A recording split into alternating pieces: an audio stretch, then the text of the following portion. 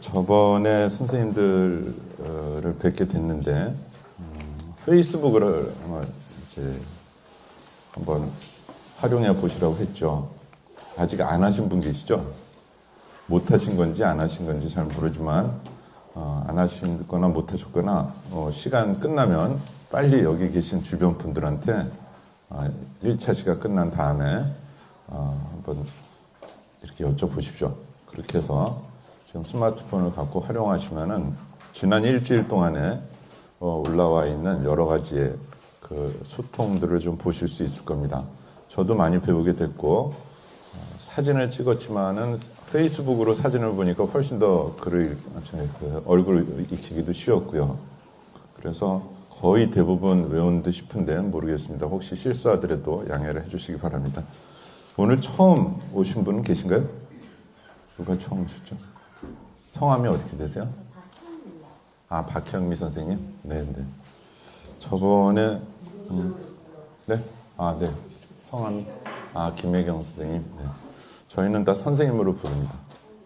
함께 배우고 나누자는 뜻에서 그 직업적인 교사가 아니라 교사만 선생님이 아니라 함께 배우고 나눠주는 사람들, 그리고 또 실제로 다 먼저 태어난 사람들이기 때문에 지금의 어린 세대들보다요.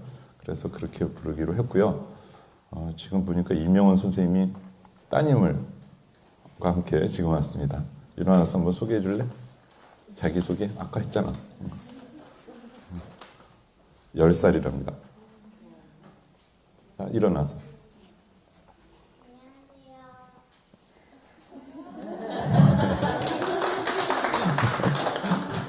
엄마 따라 온 모양인데 여기가 시민강좌인데 시민이 맞긴 맞죠. 그래서 제 어린 시민이 저를 주시하고 있다는 걸 생각하니까 갑자기 부담스러워졌습니다. 딱 들어오는데 어느 수준서부터 이걸 맞춰서 해야 되나 해서 사실 걱정이 좀 됩니다. 지난번에 그런데 과제가 있었죠. 페이스북을 하라는 얘기는 제가 문자로 드렸고 1분간 글쓰기를 몇 개 하라고 해보시라고 했죠. 3개죠. 들어가는 시간이 3분이라고 그랬죠. 과제를 하는 시간. 그리고 또 하나 과제가 있었죠. 네, 아름답다로 끝나는 문장을 10개 이상 이렇게 해오는데 대신에 그 앞에 아름답다가 비슷한 동네 말, 그러니까 장미꽃이 아름답다, 무슨 튤립꽃이 아름답다 이런 식으로 같은 동네에 있는 말들보다 다른 동네에 있는 말들을 가능한 한 끌어와라 이렇게 얘기했습니다.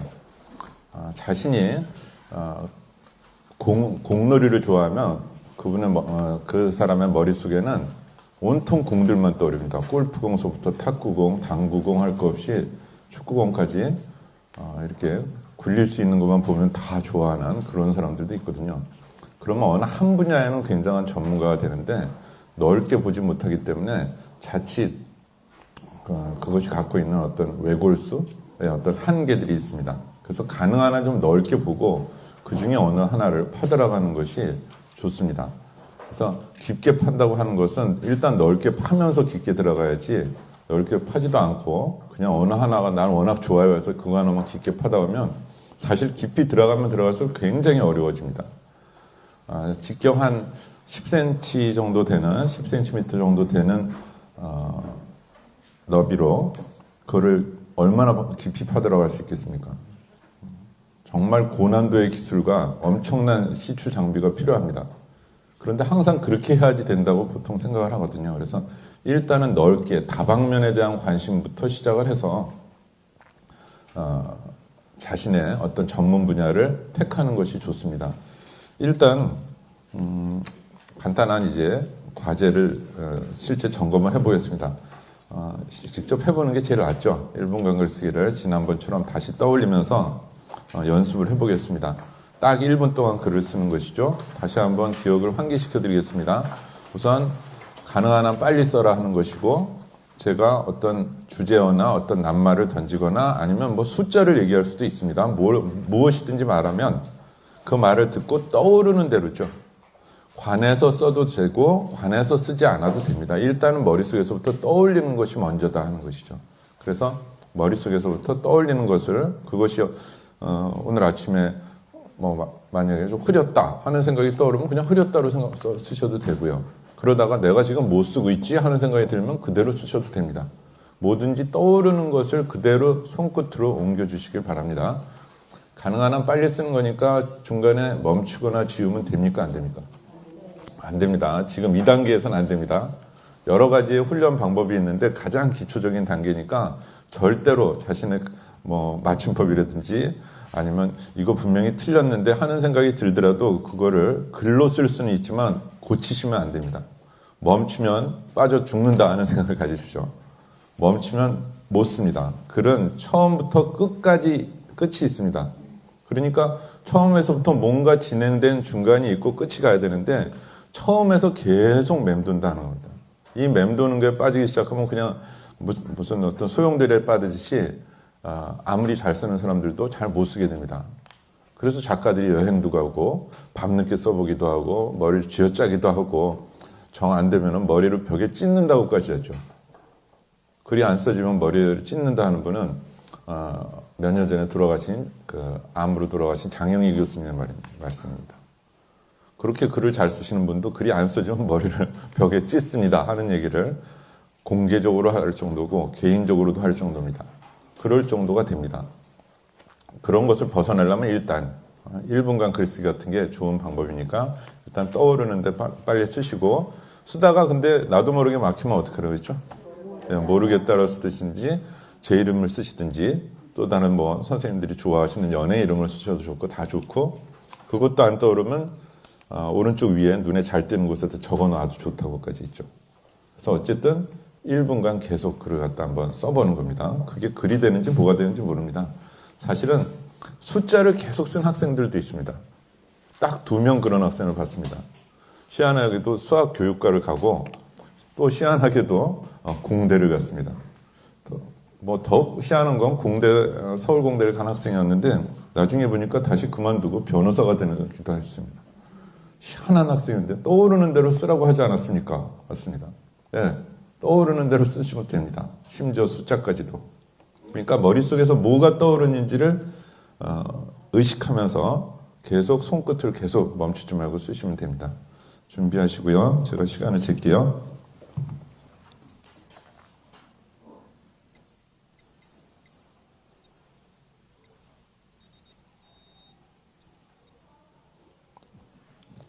자, 준비하시고 볼펜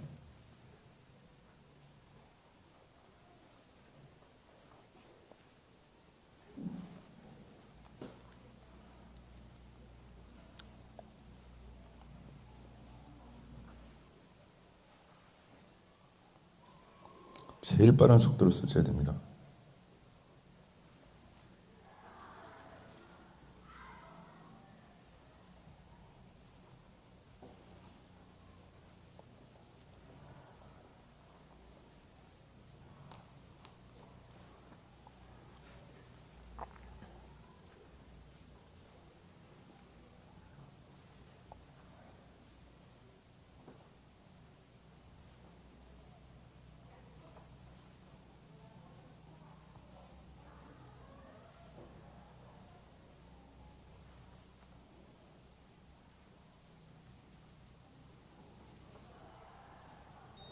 됐습니다. 그만 쓰시죠. 그만 쓰시죠. 더 쓰실 필요가 없습니다. 지금 1분간 글쓰기를 해보셨는데 이 3가지만 다시 여쭤보겠습니다. 가능한 한 빨리 썼다 한번 손들어 보시죠. 나는 어쨌든 내 최대 속도로 썼다. 네, 아직 안 드신 분들이 계시죠. 그러면 쓰다가 막혔다. 네, 막혔는데 모르겠다로 썼으면 손 내리시고요. 그냥 그것도 안 돼서 멈췄다 하시면 그냥 들고 계시고 내용을 뭘로 쓰든 상관없는 거죠. 떠오르는 대로 썼다. 꼭 관해서 쓰는 게 아니다. 형광등 그러면 형광등에 관해서 쓰려고 하면 사실 참 어려워지죠. 형광등은 조명기구의 일종으로서 이 안에는 무슨 헬륨가스가 오고 가고 음극과 양극 이런 식으로 하기 시작하는 순간에는 이게 정확한가 하는 순간에 들어서 더 이상 못 쓰게 될 수 있거든요. 일단은 떠오르는 거고 제가 전에 말씀드렸던 대로 어떤 머리가 있으면 글쓰기는 머리 안에 거가 머리 바깥으로 나오는 거다. 보이지 않는 게 보이는 거로 나오는 거다 하는 것이죠. 근데 이 안에 거가 바깥으로 나오는데 항상 나는 글을 잘 못 써. 대부분 그렇습니다. 선생님들 연수에서도, 국어 선생님들 연수에서도 어떤 부분이 제일 약하냐, 잘 자신 없냐 그러면 글쓰기라고 그래요. 그러니 글쓰기 지도가 자신이 있을 수가 있습니까? 본인이 글을 못 쓰는데 이렇게 보면 학생 중에는 정말 놀랍게도 잘 쓰는 아이들이 가끔 눈에 보이거든요. 그러면 누가 누굴 가르쳐야 되는지 솔직히 몰라서 좌절할 때가 있다. 재능도 없는 내가 어떻게 국어 교사로서 글쓰기를 가르쳐야 되는지 모르겠다 하는 그런 선생님들도 계셔서 다른 어떤 분야보다도 글쓰기 지도, 쓰기 지도에 굉장히 어려움을 많이 느끼세요. 말은 수업을 하니까 그냥 웬만큼 다 하는데 글은 어렵다는 얘기들을 많이 하시거든요. 그러니까 일반 학생들이거나 국민들은 더더욱 어렵죠. 이게 쉽지가 않다고 생각하는 거죠.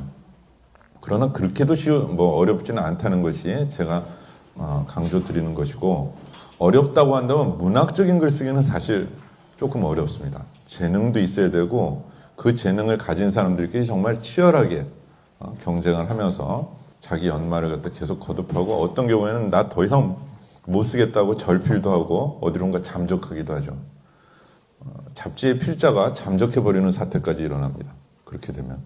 그래서 잡지사 기자들은 항상 한두 편 정도의 예비 원고들을 갖고 있게 되죠. 그냥 불쑥 없어지는 겁니다. 연락도 끊고. 그런 정도로 전문가들이 이제 이런 문인들의 경우에는 고민을 갖다 많이 더하기 때문에 그들의 고민에 비하면 보통의 이런 고민은 사실 아무것도 아닙니다. 그래서 너무 지나치게 어떤 열등감, 또 꼭 잘 써야 되겠다고 하는 부담감, 그리고 그동안에 많은 또 야단을 맞으셨죠. 보통 보면 글을 써서 칭찬받은 경우보다 야단 맞은 경우가 더 많아요. 그리고 항상 점수를 갖다 받으셨죠. 글을 쓴 결과는 항상 평가를 위해서 글을 썼지 뭘 즐거워서 써본 기억들은 별로 없으실 겁니다. 그러다 보니까 야단을 맞아서 이제 누구 야단 칠 때는 좋죠. 이게 뭐야 하는 식으로 야단 칠 때는 좋은데 그럼 직접 해봐. 그러면 못하게 되는 경우가 많다는 겁니다. 일단은 그런 부담감으로부터 좀 자유롭게 무엇이든 계속 쏟아내시는 게 중요합니다. 무엇이든지요. 다시 거듭 강조드립니다. 무엇이든지 떠올릴 수 있는 힘이 있어야 됩니다. 그렇기 때문에 그런 것을 1분간 글쓰기를 한번 바꿔보는 건데요. 한번 더 해보겠습니다. 이제 최대 속도로, 자, 손도 좀 털어주시고요. 그리고 쓰실 때 조금 넉넉하게 쓰세요. 마치 학생들 노트처럼 앞부분은 빼곡하게 막 쓰고 뒤에 수십 장이 남겨진 그런 노트 말고 그냥 편하게 낙서하듯이 그냥 쭉쭉 쓰세요. 지금 여기서 쓰는 A4 용지나 노트 이런 것은 아까워할 이유가 전혀 없습니다. 뒤에 그냥 수십 장 남는 게 아까운 건데 우리는 앞부분은 아주 열심히 꼼꼼하게 아껴 쓰다가 뒤에 수십 장 있는 거 그냥 버리거든요. 그래서 그렇게 쓰지 마시고 그냥 편하게 쓰세요. 그리고 전에 말씀드린 대로 제일 좋은 종이가 뭘까도 집에서 한 번쯤은 체크를 해보세요. 그래서 갱지에다가도 써보고, 시험지 있죠. 옛날 학교 다녔을 때 봐주셨던 시험지라든지 아니면 색지 또는 한지들 어떤 경우들도 써도 됩니다. 지금 A4 용지 같은 것도 이 모조지 같은 건데 75 모조가 있고 80 모조가 있고 120 모조가 있습니다. 조금씩 다 다릅니다. 느낌들이 다 다릅니다. 뭘로 쓰느냐에 따라서. 그래서 그건 여러분들이 직접 찾으셔야 됩니다. 여기서 다 갖고 온다면 연습해 보는 것도 좋겠지만 조금 그거는 현실적으로 좀 아까 보니까 제 시간에 다 모이시지도 못하는 거 보면 그건 조금 어려울 것 같고 집에서 한번 필기구와 이 종이 그리고 시간, 공간 이런 건 자꾸 좀 찾아보라고 말씀을 드렸습니다. 제가 말씀드린 거 그대로 좀 해주셔야 돼요. 안 그러면 페이스북을 통해서 계속 잔소리를 할 겁니다. 점검을 할 테고요. 자, 지금 그러면 이 세 가지를 염두에 두면서 어쨌든 내가 내 손이 움직인다. 1분간 최대 속도로 이걸 갖고서 준비를 해주세요. 자, 준비하시고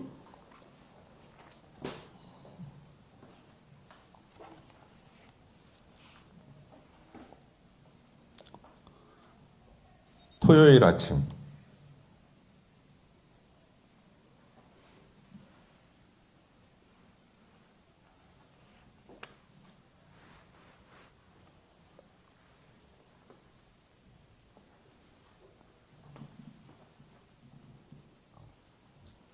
네, 그만. 자, 토요일 아침인데요. 한번 어느 정도 쓰셨는지 글자 수를 한번 세어보세요. 글자 수를 몇 자 쓰였는지, 총 몇 글자 쓰셨는지도 아시는 게 좋죠. 아무래도 전체적으로 내가 어느 정도 필기 속도를 갖고 있는가. 이게 시험 보는 학생들 하면 사실 필기 속도도 매우 중요합니다. 필기 속도가 2배 빠른 학생은 시간도 그만큼 아껴 쓸 수 있거든요. 그래서 그것만이 아니라 또 더 중요한 것도 있죠. 그래서 말씀을 드리겠습니다. 몇 글자, 이거 세는데 1분이 넘어 걸리기도 합니다. 종종. 그래서 쓰기보다 세기가 더 어려운 것 같다 하는 그런 분들도 계시는데, 그런 분들은 제가 지금 말씀드린 이렇게 말을 막 하는 거 굉장히 짜증스러울 겁니다. 지금 왜 자꾸 57, 58, 59, 50 하고 또 세고 그러시는 거죠, 지금. 다 세셨어요? 네. 1분이 넘었습니다. 근데 벌써. 자, 한번 따져보겠습니다. 40자 미만 한번 손 들어보시죠. 지금 이거는 글의 내용은 전혀 상관없죠. 다 모르겠다로만 돼 있을 수도 있어요. 그래도 잘 하시는 거예요. 어쨌든 2단계에서는 뭔가 손이 계속 움직여야 된다는 거죠. 40자 미만 한번 손 들어보십시오. 한두 분 정도 계실 듯 싶은데 안 계신가요? 그러면 60자 미만. 그냥 있는 대로 솔직하게 손 들어주십시오. 지금 글씨, 뭐 내용 이거 상관없습니다. 글자 수입니다. 한 분, 두 분, 세 분. 80자 미만. 꽤 여러분들이 계실 텐데. 하나, 한 분, 두 분, 세 분, 네 분, 다섯, 여섯, 일곱, 여덟, 아홉, 열. 10분 계시고. 100자 미만. 한 분, 두 분, 세 분, 네 분, 다섯 분, 여섯 분, 네, 여섯 분. 120자 미만. 네, 한 분, 두 분, 세 분이나 계시네요. 120자 이상. 한두 분은 계실 것 같은데. 갑자기 이렇게 많이 하셔가지고. 꼭 손들라고 하면 머리 극적거리고. 안 계세요? 혹시 띄어쓰기 포함하셨어요? 안 하셨어요? 띄어쓰기 안 하셨어요? 그러면 제가 간단하게 여쭤볼게요. 이런 용지가 특별히 있죠. 아까 종이 얘기했는데. 이렇게 해가지고 20칸, 이렇게 해가지고 보통 10줄인데 주로 붉은색으로 이렇게 인쇄된 용지를 뭐라고 하죠? 원고지죠. 근데 그러면 이런 경우 원고지는 몇 자 원고지죠? 200자 원고지에 글을 쓰면 몇 자라고 쳐주죠? 200자. 200자 원고지 쓰실 때 띄어쓰기 하세요? 안 하세요? 그럼 띄어쓰기 포함해야 될까요? 말아야 될까요? 빨리 세 보십시오. 다시. 그러니까 120자 이상이 안 나오죠. 나옵니다. 120자 이상이. 모든 원고 계산할 때 띄어쓰기가 포함됩니다. 원고량을 계산할 때. 자, 60자 미만 손 들어보십시오. 다 올라가셨어요, 이쪽으로. 네, 80자 미만. 한 분, 두 분, 세 분, 네 분, 다섯 분. 네, 그 다음에 100자 미만. 하나, 둘, 셋, 넷, 다섯, 여섯, 일곱, 여덟, 아홉 분. 그 다음 120자 미만. 한 분, 두 분, 세 분. 120자 이상. 한 분, 두 분, 세 분, 네 분, 네 분 정도. 예. 띄어쓰기는 원고량에 포함이 됩니다. 그래서 이 원고지를 이렇게 쓰는 이유가 학교 다닐 때는 이 200자 원고지 무슨 6, 7매 정도 또는 5매 이상으로 해서 뭐 논술이라든지 무슨 여러 가지 시험을 보면서 이제 원고량이 중요하지만 원고지에 쓰는 이유는 또 있죠. 교정 보기가 편하다는 것도 있습니다만 아주 더 솔직하게 얘기하면 원고지로 뭘 따질까요? 원고량은 왜 따지죠? 책을 만드는 데도 중요하지만 또 만드는 사람 입장이고 이거 쓰는 사람 입장에서는 이 원고량은 왜 따집니까? 책을 만들 때도 필요하지만 동시에 책 만드는 게 아니라 이 원고를 낸 사람 입장에서는요. 예, 원고료를 따지는데 이 기준으로 따지죠. 근데 이 원고료를 생각하는 학생들이나 보통 일반 시민들은 거의 없습니다. 왜냐하면 받아본 적이 없으니까. 그러나 사실 굉장히 중요한 일이죠. 매당 얼마씩 뭐 이렇게 해서 1매당 얼마씩의 원고료가 산정이 되는데요. 보통 이런 문학 잡지 같은 데는, 문학 잡지는 요즘 한 2,000권, 3,000권도 안 팔립니다. 문예 잡지들 있죠. 개간지 이런 것들. 정부 자금들을 지원을 많이 받는데 1매당 한 7,000원 정도? 보면 부탁하는 사람이 굉장히 많이 굽신굽신하면서 부탁을 해야 됩니다. 원고료가 너무 적어서 죄송합니다. 이런 식으로. 죄송합니다라고. 지금 저희가 잡지가 어렵고 다음에 어떤 기회를 잡고 하여간 원고 청탁을 하는 사람이 굉장히 참 힘들게 얘기를 하는 겁니다. 어느 경우에는 물론 한 5,000원 정도 되는 경우도 있습니다. 5,000원 정도로 떨어지는 경우도 있지만 어쨌든 이게 높은 가격은 아니다는 겁니다. 신문에 쓰는 칼럼 같은 게 보통 원고가 한 7매에서 길면 한 10매 정도거든요. 그러면 7만 원에서 10만 원일까요? 여기는 또 좀 다릅니다. 매체의 어떤 영향력이 있고 또 신문 매체마다 그 신문이 몇 부가 팔리느냐에 따라서 조금씩 다릅니다. 그래서 어느 경우에는 뭐 한 2만 원씩 되는 데도 있고 어느 경우에는 3만 원, 어느 경우에 특정한 경우에는 무슨 어떤 신문사가 A라는 정책을 막 강조하고 싶은데 외부 필자가 A라는 정책을 갖다 좀 쓰게 해줄 때는 그때는 어떤 경우에는 뭐 100만 원도 넘고 부르는 게 값이다. 뭐 이런 식으로까지. 그러니까 꼭 자기네 신문에서 필요한 그런 글을 갖다가 이렇게 받고 싶으면 그런 필자한테는 100만 원 이상도 지급한다는 내부의 얘기를 들었습니다. 그러니까 사실 어느 경우가 됐던 7,000원이 됐건 이렇게 됐건 간에 더 알 수 없는 어떤 가격이 됐던 간에 그것은 원고료로 이렇게 따지게 됩니다. 원고료로 이렇게 원고량으로 이렇게 따지게 되는데 이런 경우가 생기겠죠. 했다 하고 여기서 딱 끝냈습니다. 앞에 그 원고가 있었는데 했다 하고 여기서 딱 끝났어요. 이 경우에 이 한매 값을 쳐줄까요? 안 쳐줄까요? 쳐준다. 한번 손 들어보시죠. 야, 어떻게 이거 쳐주냐? 안 쳐준다. 그냥 앞에 거로. 네. 안 쳐준다 하시는 분들은 절대 사업을 하시면 안 될 것 같습니다. 이건 반드시 쳐줍니다. 이걸 안 쳐주는 사람은요, 이걸 안 쳐주는 사람은 이 앞에 있는 것들도 다 안 줄 사람입니다. 실제로 글을 쓰는 사람들은 몇 번씩 원고를 갖다 못 받는 경우가 생깁니다. 희한하게. 뭐 하여간 잡지가 갑자기 폐간되기도 하고 또는 뭐가 잘못되기도 하고 그래서 그런 경우가 좀 생기는데요. 이 앞에 요걸 아까워해가지고 안 주는 사람은 앞에 거를 갖다가 안 줄 사람입니다. 그래서 이건 반드시 받아야 됩니다. 이렇게 받는데 우리말의 띄어쓰기 기준에 이런 보조용어과 용언 이런 것 중에서 띄어써도 좋고 붙여서도 좋다 이런 규정이 있어요. 어떻게 해야 되죠? 가능한 한 띄어써야 되죠. 띄어쓰기는 뭡니까? 네, 돈입니다. 띄어쓰기가 중요하다고 제가 꼭 강조드리지 않아도 되겠죠. 네, 그리고 띄어쓸수록 읽는 사람도 편합니다. 이걸 막 붙여 써서 어떻게 해서든지 잡지 만드는 잡지가 어렵다면서요. 그러니까 제가 가능한 한 줄였어요. 그 사람들이 다 띄어써야 됩니다. 그렇지 않으면 더 안 볼 테니까.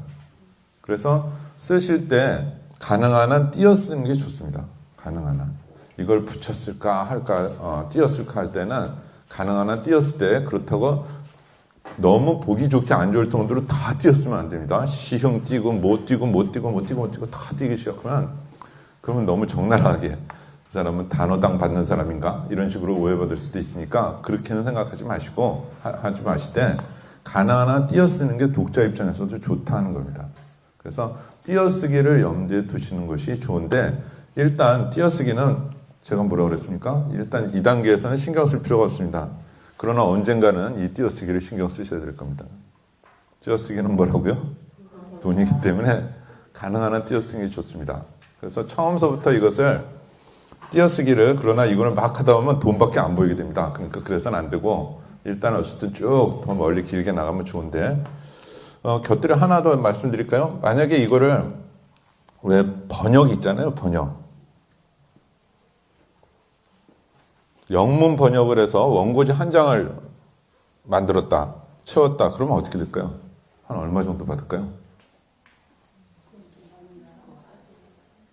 대충 어느 정도 될까요? 이건 한 매당 얼마 정도 될까요? 10만 원씩이요? 5만 원요? 그러면 보통 책 한 권이 보통 소설책 한 권이 한 800매 정도 되거든요. 그러면 소설책 원고 한 번만 줘도 4천만 원을 갖다 받는. 그렇게는 안 줍니다. 그렇게는 안 줍니다. 네. 얼마 정도 될까요?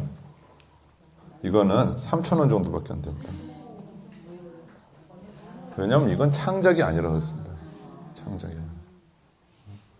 어쨌든 2차로 옮기는 거지 자기 머릿속에서 생각한 게 아니다는 겁니다. 그래서 그 어떤 경우도 창작이 제일 최우선인 겁니다. 일본어 번역은 어떻게 될까요? 일본어로 해서 한 장을 또 만들었어요. 비슷할까요? 아니면 더 높을까요? 더 낮을까요? 더 낮습니다. 한 1,000원 정도인데요. 500원으로도 떨어지기도 합니다. 심지어는 놀면 뭐해 하고 300원 해주시는 어르신들도 계세요. 그냥 일제 때 학교 다니고 이러시는데 아직 총기가 있으신 분들이 계세요. 이런 분들은 그냥 내가 소일거리로 한다 하면서 그냥 막 해서 이쪽은 일본어는 한없이 여기 추락하고 있습니다. 히브리어 이런 건 어떻게 될까요? 히브리어를 해서 이건 부르는 게 답입니다. 자기가 그냥 신부님 제가 그냥 해드릴게요 하면 그냥이고 안 그러면 뭐 장당 5만 원 불러도 해야 됩니다. 할 수 있는 사람이 없으니까. 그런 경우는 또 좀 다릅니다. 근데 대체로 창작이 번역보다 더 앞선다는 겁니다.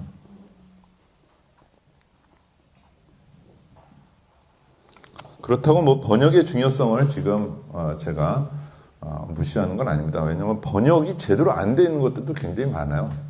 이를테면 열하일기다 그러면 번역이 제대로 안 돼 있습니다. 다 좋은 책이라고 얘기는 하는데 이를테면 이런 거죠. 길거리에 있는 꽃이 굉장히 아름다웠다 이렇게 번역이 됐는데 사실 알고 보면 왕궁의 불꽃놀이였습니다.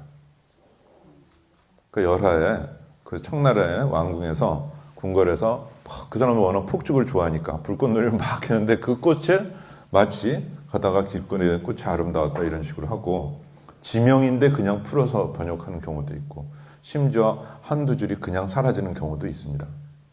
단락이 없어지는 경우도 있고요. 어느 경우에는 또 쉽게 풀어 쓴다고 리라이팅 한다고 아예 몇 장들이 없어집니다. 보통 창작이 이렇게 해서 번역보다 앞선다 하는 것입니다. 그래서 대체로 이렇게 된다고 하는 점을 말씀을 드리고요. 띄어쓰기나 또는 글씨 쓰는 속도 이런 것은 느리게 쓸수록 매우 아주 치밀한 집중력을 가져야 됩니다. 그러니까 연필로 또는 만년필로 원고지에 꾹꾹 담아서 쓰는 사람들은 오래오래 머릿속에서 맴돌고 맴돈 걸 이제 풀어낸다고 보시면 됩니다.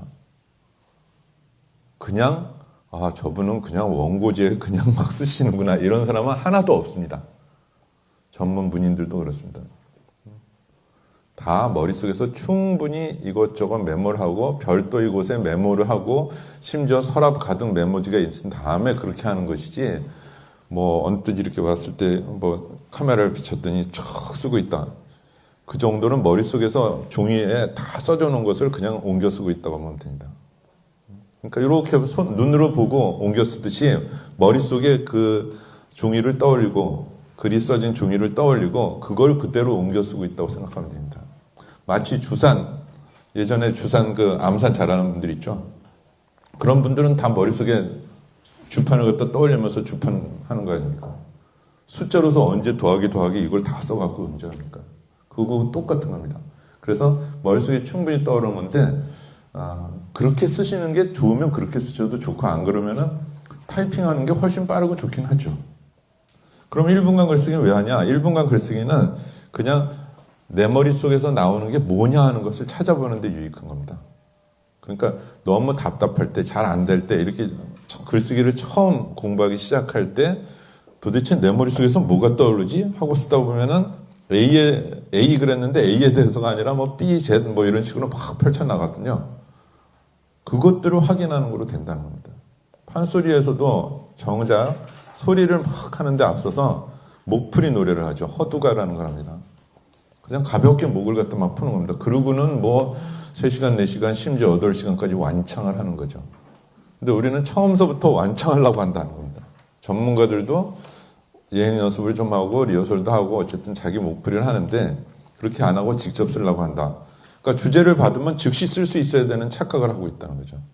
그건 영화입니다. 그것도 삼류 영화입니다. 그런 식은. 받아서 직접 쓰는 경우는 저 같은 경우는 1년에 한두 차례 그러면 보고 치는 것보다 원고를 보고 옆에서 치는 것보다 훨씬 빠르게 원고를 작성할 때가 있습니다. 갑자기 신문사에서 무슨 컬럼을 써달라, 뭐 어디가 펑크 났으면 빨리 좀 써달라든지 아니면 어떤 특집 기사를 마련해야 되는데 여러분들한테 지금 동시다발적으로 하는데 1시간 안에 써줄 수 있냐. 그럴 때 가능할 때가 있습니다. 그럼 오케이 하고 쓰기 시작하면 30분도 안 걸릴 때가 있습니다. 진짜. 무지무지하게 빠른데 그런 경우는 1년에 몇 차례 되지도 않고 쓰고 나면 좋지만 어쨌든 그 아주 다급하니까 거절을 못해서 그렇게 저 자신을 하는 뭐 거기에 몰입시키는 경우는 있지만 평소에 그렇게 하다 보면 아마 요절했을 겁니다. 지금까지 살아있지 못할 겁니다. 순간순간 모든 걸 다 쏟아내기 시작한다면 그렇게 편치 않았을 거다는 겁니다. 그래서 우선은 머릿속에 있는 것들을 쭉 한번 풀어본다는 경험들을 생각하시면 되는 거고요. 그 다음으로 지금 쓰신 걸 한번 보세요. 그 중에서 빨간 볼펜 혹시 갖고 오셨나요? 네. 요건 내가 살려 쓸 수 있겠다 하는 대목이 있다면 이렇게 동그라미로 표시를 해보세요. 요건 내가 시간만 있고 아니면 집에서 아니면 도서관에서 자료를 찾거나 혹은 또 다른 어떤 뭐 적절한 자리 뭐 어린 시절의 기억이면 친척한테 물어보신다거나 하는 식으로 해서 쓸만한 게 있다고 한다면 이렇게 동그라미 뭐 줄을 치셔도 좋고요. 살려 쓸 수 있는 요건 내가 살려 쓸 수 있겠다는 거.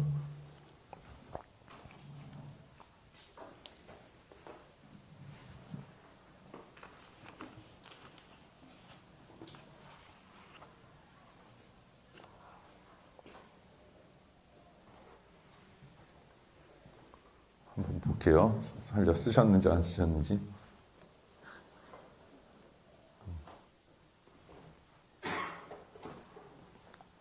그냥 그 내용을 네. 다시 글로 만들 수 있는 그런... 나중에 내가 이 부분은 나중에 풀어서 덧붙여서 좀 쓸 수 있겠다.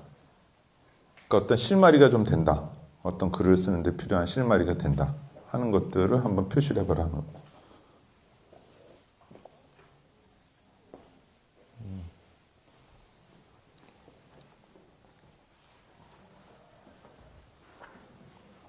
처음 오셨는데 잘 하시겠어요? 괜찮으세요? 하고 있어요.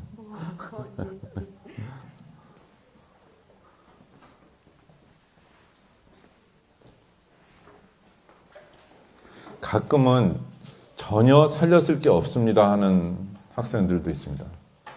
저는 쓸 게 하나도 없는데요 하는데 그럴 경우는 옆 사람한테 봐달라고 합니다. 그러면 여기 있잖아 하고 써줍니다. 그러니까 굉장히 자기 자신에 대해서 엄격하고 뭐 결벽주의, 완벽주의 이런 사람들이면 1분간 글쓰기 하더라도 이게 되나 계속 머릿속으로 의심을 합니다. 그러니까 자기가 자기 적이죠. 계속 쓰고 싶으나 계속 또 한쪽에서는 끌어당깁니다. 얼마나 괴로워요 본인이. 1분간 글쓰기로 계속 연습하는 수밖에 없습니다. 그런 경우는 일단. 그리고 또 다른 방식으로 그런 경우는 또다시 이제 클리닉식으로 진행이 돼야 되는데요. 도저히 아무것도 없었다 한번 손 들어보시죠. 아니 이건 손 안 드시죠? 옆에 분들 거 한번 보세요. 옆에 분 거 보셔서 네.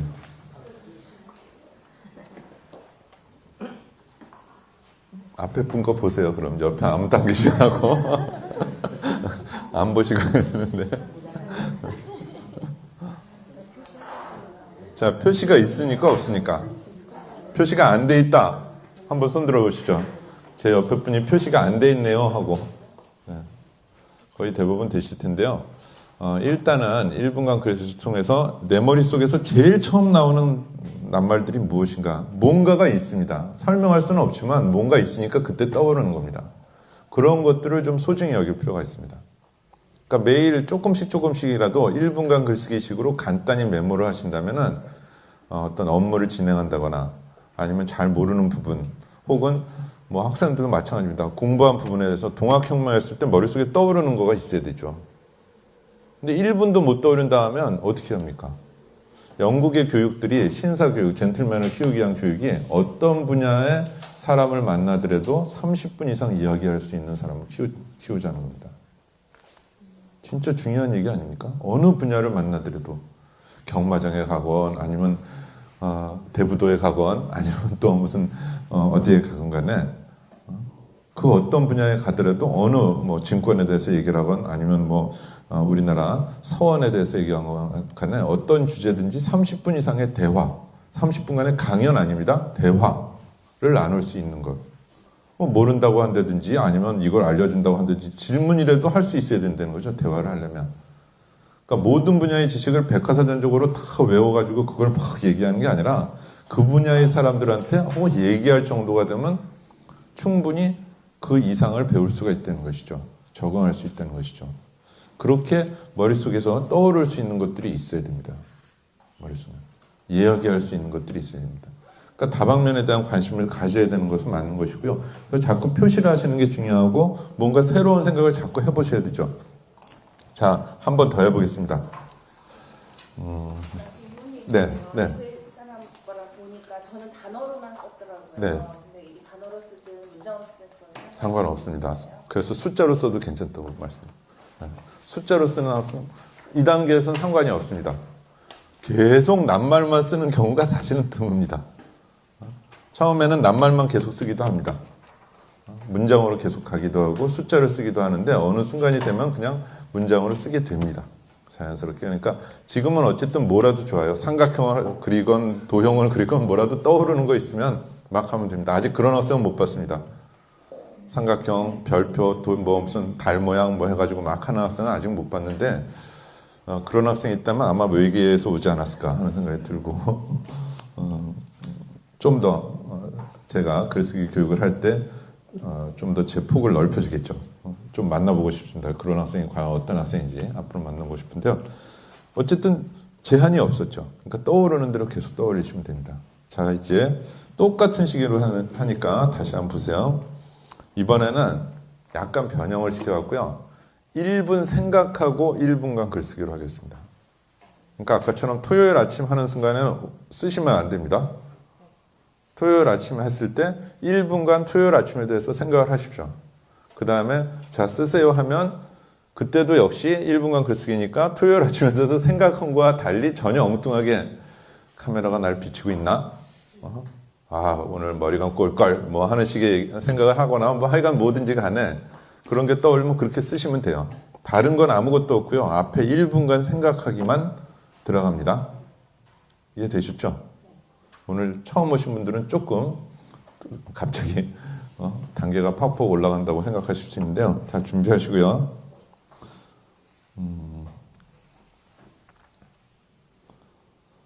시흥 쓰면 안 됩니다. 시흥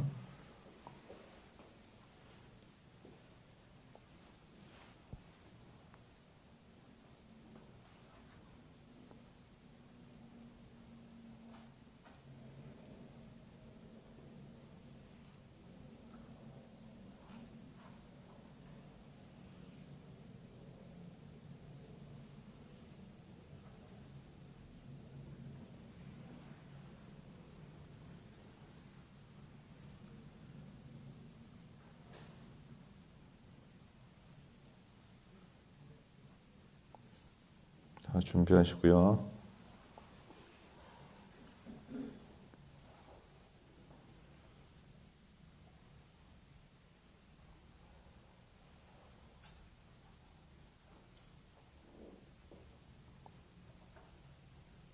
네, 쓰십시오. 최대 속도로 쓰셔야 됩니다.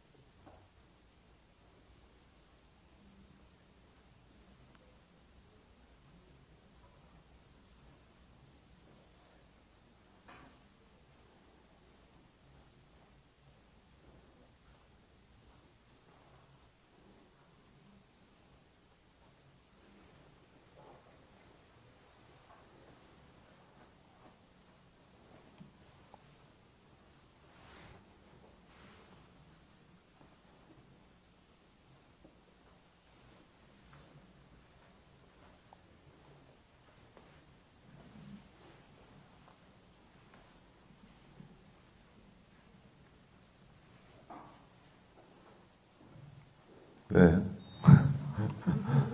힘드셨죠? 3분간 쓰셨습니다. 3분간. 네. 3분간 쓰셨어요. 이거를 1분간 글쓰기 한 다음에 자 이제 2분간 글쓰기를 해보겠습니다. 3분간 글쓰기를 해보시겠어? 그러면 어떤 생각이 드실까요? 그 다음엔 4분, 그 다음엔 5분 힘들어 죽겠는데 그 다음엔 내내 50분 동안 글쓰기만 하는구나 이렇게 됩니다. 근데 이렇게 그냥 쓰면 쓰시겠죠? 1분 생각하고 3분간 그냥 쓰시죠. 그러니까 이게 단계별로 뭔가 하는 것도 좋은데 어느 순간은 휙 올라갈 수 있는데 너무 단계를 따지다가 결국 제풀에 지쳐서 못하는 경우가 있습니다. 교과서가 그렇게 되어 있습니다. 작문 1과는 200자로 글 써보기입니다. 2과는 400자예요. 3과는 600자, 4과는요. 여지없이 800자입니다. 더 이상 안 봅니다. 그걸 왜 봅니까? 보나마나 천자인데 실제 천자입니다. 그리고 단계적으로 발달에 따라서 쭉 단계별로 한다고 얘기합니다. 어떤 때는요 그냥 이렇게 막무가내로 쭉 써보는 거가 오히려 더 자신감을 키울 때가 있거든요. 3분간 한번 써보셨는데 쓰시면서 왜 안 끝나나 하는 생각도 드셨을 테고 아마 그걸 쓰신 분도 계실 겁니다. 그래서 3분간 이제 요 어느 정도 적응이 되시면 이거를 자기한테 가장 편한 속도로 쓰면 됩니다. 근데 이 편한 속도라고 하는 거는 육체적으로도 좀 편해야지만 동시에 생각이 끊이지 않아야 됩니다. 생각이 멈추고 이렇게 쓰는 거 맞나? 이거 쓰면 안 되는데, 지금 누가 학교에서 돌아올 시간인데, 어린이집 가야 되는데, 이런 거 자꾸 생각하다 보면, 그러면 그 주제에 대해서 생각이 끊어지는 거거든요. 그러니까 자기한테 가장 편안한 속도를 찾으셔야 됩니다. 빠를수록 좋긴 합니다. 그리고 정확하게 쓰는 게 좋긴 하죠. 근데 선생님들의 경우는 지금 시험 보실 필요가 없는 거니까, 가장 자기한테 편안한 속도로 쭉 글을 써서 이 정도라면 내가 그냥 1시간쯤은 쓸 수 있겠다 하는 정도의 그 속도도 직접 찾으셔야 됩니다. 모르시죠? 한 번도 해보신 적이 없죠. 그런 시도를. 내가 어떤 정도 속도로 써야 나한테 제일 편안한가 하는 것을 우리는 스스로에게 물어본 적도 확인한 적도 없는 경우가 대부분입니다. 그리고 무조건 야 누구야 넌 참 글 못 써. 너는 책도 안 읽었고 경험한 것도 없고 맨날 똑같은 데 왔다 갔다 하고 하루 일을 가지고 10권 이상 쓰는 그런 책도 있죠. 잃어버린 기억을 찾아서 잃어버린 뭐죠? 그 책이 프루스트의 거. 그 책 하루 동안의 이야기입니다. 하루 동안의 이야기를 그렇게 아주 길고도 길게 계속 쓰는 겁니다. 그러니까 얼마나 자기 자신에 대해서 계속 생각을 했겠습니까? 그렇게 해서 쓰면 되는 거고 그렇지 않으면 쓸 게 없다는 겁니다. 분명히 갔다 와서 너 좀 써봐. 그러면 저 쓸 거 없는데요.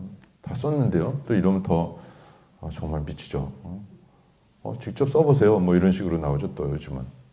그래서 자꾸 자기가 떠올릴 수 있는 게 있어야 되는데요. 자 이제 똑같이 해보죠. 요건 정말 내가 생각해도 잘 썼다. 또는 살려 쓸 수 있겠다 하는 건 이렇게 빨간 걸로 표시하고 보세요. 잘 썼다 그러면 별표도 한번 해주세요. 뭔가 건질만한 게 아까보다는 좀 나오겠죠. 그래도 3분간 썼으니까. 요건 내가 살려 쓸 수 있겠다. 소재, 이야기거리 하나로도 될 수 있고 2개로도 될 수 있고 다 엮어서 아니면 어떤 글을 쓸 수도 있겠다 하는 거. 그런 구상만. 로도 좋습니다.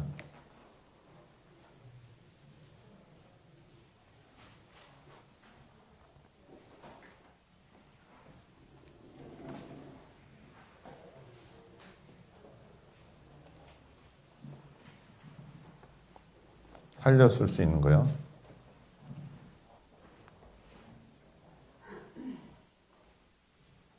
자, 한 분씩 오른쪽으로 바꿔보세요, 이제. 그리고 다른 분들의 거에 표시를 해주세요. 이거 살려 쓸 수 있겠는데요? 하고. 근데 상대가 모를 것 같으면 덧붙여 주세요. 요건 이렇게 생각하면 어떨까요? 하고 조언을 써주세요. 네, 오른쪽으로. 네. 그냥 내 생각엔 이렇다 하는 얘기니까 그냥 쓰시면 됩니다.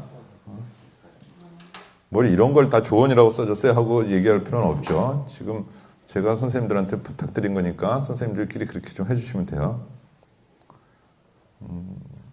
바둑을 잘 못 둬도 잘 두는 사람은 또 혼수를 두기도 합니다. 요즘 누가 잘 두네, 누구는 한물 갔네 그러면서 아주 예리한 평들을 다 쏟는데 네가 한번 둬봐 그러면 못 두죠. 또 못 둔다고 평을 할 수 없는 것도 아닙니다. 자, 이거는 충분히 제가 보기엔 좋은데요. 하는 것들은 별표를 해주시거나 한번 이렇게 동그라미 같은 걸 해주십시오.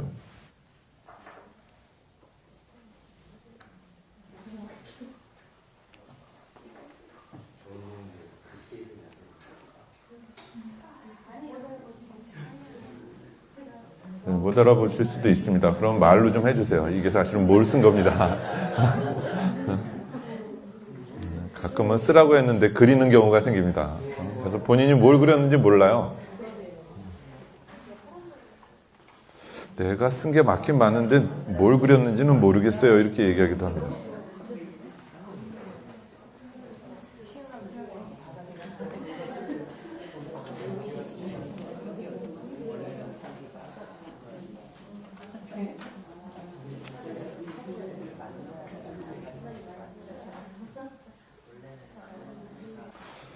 자, 다른 분들의 것을 제가 몇 분 지명해 드릴 테니까 자기 거 읽는 게 아니라 다른 분 걸 읽어주세요. 아시죠?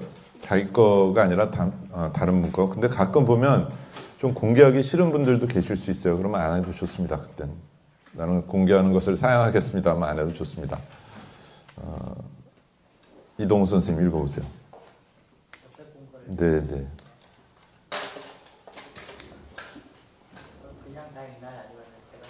뭐 전체적으로 다 읽고 어떤 부분이 좋았어요 하고 얘기해. 내가 태어나 자란 곳을 고향이라 부른다. 부안이 나에게 처음 고향이었고 여기 시흥이 나에게 두 번째 고향이다. 시흥, 하상동. 내가 사는 동네 편안하다. 모든 것이 불편한데도 좋다. 사람들이 좋고 공기가 좋고 풍경이 좋아. 나는 이곳을 제2의 고향이라고 부르고 싶다. 생각이 잠깐 안 나셨던 것 같고요.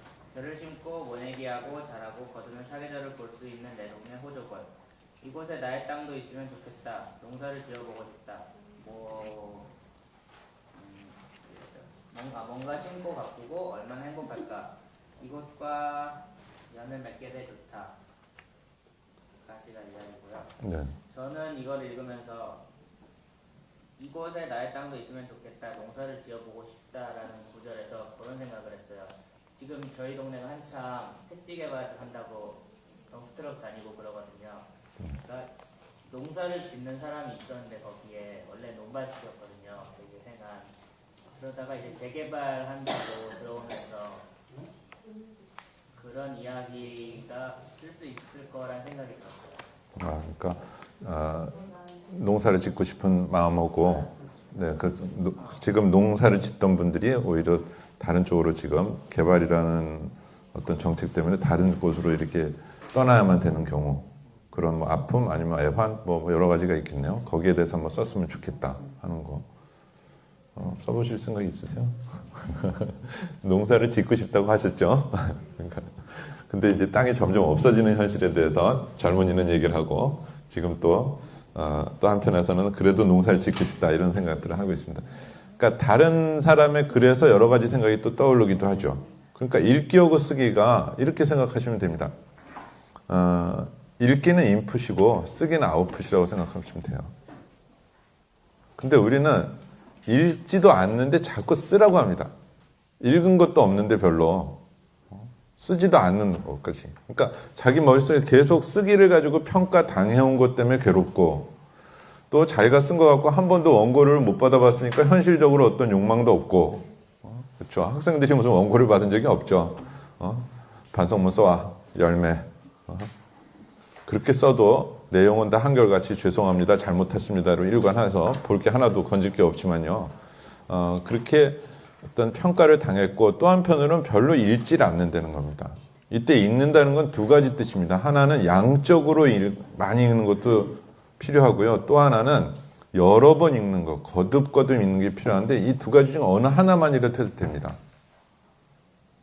책을 여러 번 똑같은 글을 여러 번 읽으면 읽을수록 옛날식으로 독서 100편 의자연이 있죠. 100번 읽으면 뜻이 저절로 통한다는데 요즘은 절대 그럴 수는 없습니다. 물론 잘 모르는 무슨 IT 관련되는 이런 무슨 매뉴얼도 이런 거 100번 읽어보십시오. 100번 절대로 모릅니다. 클라우드를 100번 읽어보시죠. 클라우드가 뭔지 어떻게 하나. 구름밖에 떠오르지가 않죠. 클라우드 서비스라는 걸 아무리 들으면 구름 서비스가 뭐야. 구름 서비스. 그런 거 안 됩니다. 하지만 거듭거듭 하다 보면 떠오르는 것들이 있습니다. 그래서 많이 읽는다는 것은 여러 차례 정독해야 될 필요도 있고 또 하나는 그야말로 많이 다독해야 될 필요도 있죠. 그러니까 어떤 거는 정독해야 되고 어떤 건 다독해야 됩니다. 그 두 가지를 다 잘하면 좋죠. 시간이 없을 때는 그 어느 하나라도 자꾸 해보려고 해야 됩니다. 읽지 않고 쓸 수 없다고 생각하시면 됩니다. 거꾸로 왜 읽기만 하는가? 쓸 생각도 없으면서 왜 먹기만 하느냐 이거죠. 뭔가 내놔야죠. 아웃풋을 내놔야죠. 그러면 생각하기 오고 느끼기는 프로세스에 해당되는 거죠. 먹고 머릿속에서 또는 가슴에서 생각하고 느낀 다음에 그게 손끝으로 나오면 글이 되는 거고 입으로 나오면 말이 되는 것인데 그냥 먹어대기만 하거나 아무것도 안 먹은 상태로 뭔가 그냥 먹어대고 아무것도 안 내놓으려는 사람이 있는가 하면 그건 정말 자원의 낭비입니다. 무진장 책을 많이 읽어요. 근데 아무것도 안 해요. 글도 안 쓰고 실제로 어떤 뭐 행동으로 나서고 이러지도 않아요. 그냥 읽기만 해요. 계속. 하염없이 재밌다고 읽기만 하는데 골방에서 게임하는 학생들하고 다를 바가 없죠. 도움이 안 됩니다. 스스로는 물론이거니와 스스로도 별로 보람이 없고 이웃들한테 별로 도움이 안 된다는 겁니다. 그러니까 머릿속에서 생각을 좀 바꾸셔야 될 게 쓰기 위해서 읽는다. 이런 식으로 자꾸 하실 필요가 있습니다. 그러니까 읽기는 쓰기까지 가야 된다는 거죠. 근데 우리는 읽기 따로 쓰는 건 또 따로입니다. 완전히 또 따로입니다. 읽기는 다른 말로 비유하자면 들숨이죠. 들이마시는 숨이고 쓰기는 못 가요. 그럼 날숨이 되는 거예요. 그냥 숨만 들이씁니다. 본인이 괴롭습니다. 그리고 아무 생각 없이 그냥 또 나는 날숨은 못합니다 하고 아무것도 안 합니다. 전혀 날숨을 할 생각도 안 한다는 겁니다. 내놓을 생각도. 이게 들숨과 날숨이 있어서 신진대사가 막 이렇게 키워지는 것처럼 특히 청소년기는 더더욱 그렇죠. 지금도 마찬가지입니다. 여러분들의 경우도 많이 읽으면서 뭔가를 자꾸 써내려고 쓰려고 자꾸 해야 되고 쓰려고 하다 보면 읽는 것이 새롭게 보입니다. 그래서 여러 다양한 방면으로 많은 책들을 보시는 게 좋습니다. 미리 과제를 하나 내드리겠습니다. 페이스북을 통해서 또 공지를 하겠습니다만 내가 정말 이 책의 저자였으면 좋겠다. 얼마나 좋을까 이 책의 저자라면. 할 수 있냐 없냐 여부를 떠나서 야 내가 진짜 이런 책을 한번 써보고 싶다 하는 것들을 딱 3권만 골라와 보세요. 다음 시간에. 골라오기만 하시면 됩니다. 대신에 큰 서점이거나 도서관에 가서 골라오셔야 됩니다. 조그만 서점이거나 아니면 집에서 골라오시는 거 말고 제가 지금 말씀드렸듯이 여러 분야를 쭉 한번 살펴보세요. 대형 서점과 가능한 한 큰 서점이요. 어쨌든 그리고 이왕이면 아주 더 큰 뭐 종로 교부까지 한번 나들이도 한번 해보시죠. 뭐 가능하시다면요. 그리고 큰 도서관에 가서 곳곳을 한번 쭉 한번 확인해 보시라는 겁니다. 그 다음에 정말 이런 책은 누가 쓰는 거야 도대체? 이런 책 내가 한번 써봤으면 좋겠다는 것들을 자유롭게 3권만 선택해서 가져오십시오. 가져오는 건 물리적으로 힘드시고 계속 3권을 고르시려면 아마 정신적으로 조금 힘드실 수 있을 겁니다. 너무 많거나 너무 없거나. 많이 읽어보는 게 좋다는 것을 2가지로 다독과 정독이라는 차원에서 지금 말씀을 드렸습니다. 지금 한 분만 더 해보고 잠깐 쉬겠습니다. 누구 한번 해보실까요? 김문영 선생님 한번 해보시죠. 제일 먼저 오셨어요 오늘. 옆분 네, 읽어보십시오.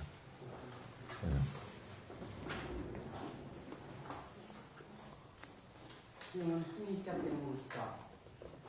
나에게도 그렇고 주민들에게도 그렇다. 시행에 오르려고 했을 때 소리가 싫었는데 막상 와보니 정이 쳐 좋고